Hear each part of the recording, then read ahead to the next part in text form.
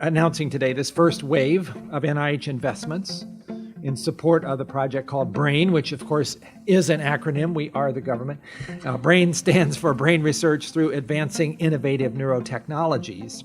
OHSU has one of the finest collection of neuroscience in the country. And there's nobody in this room that isn't affected by neuroscience issues.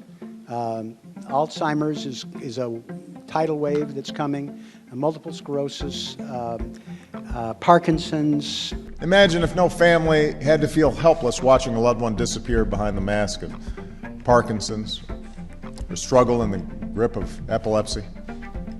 Imagine if we could reverse traumatic brain injury or PTSD for our veterans who are coming home. That's who we are. That's why this BRAIN initiative is so important. These awards will support more than 100 investigators who are going to develop transformative technologies that will accelerate fundamental understanding of the brain. NIH has made tremendous strides to take what is an audacious initiative and put a vision and a framework to help us achieve that. There's this enormous mystery waiting to be unlocked. And the BRAIN initiative will change that by giving scientists the tools they need to get a dynamic picture of the brain in action and better understand how we think and how we learn and how we remember.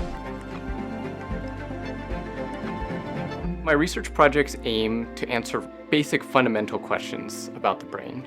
But in order to do so, we realized that we need to develop new tools. The technologies we're developing, we aim to use them to build cellular maps of the synaptic organization. This grant enabled us to take some of the concepts that we initially had and really fuel the fire and expand out to orders of magnitude higher throughput than we were able to do previously. This funding to really give us a comprehensive outlook at how spinal cord stimulation modulates these populations and how it possibly mediates pain relief in patients. One of the chemical signaling we particularly look at is this so-called Cyc-AMP and PK signaling pathway. Is very important for learning and memory, addiction, depression, and also in our context, animal movement. What we've been able to do is gain a better understanding of how the auditory system processes sound, with the hope in the long run of being able to improve hearing aids and other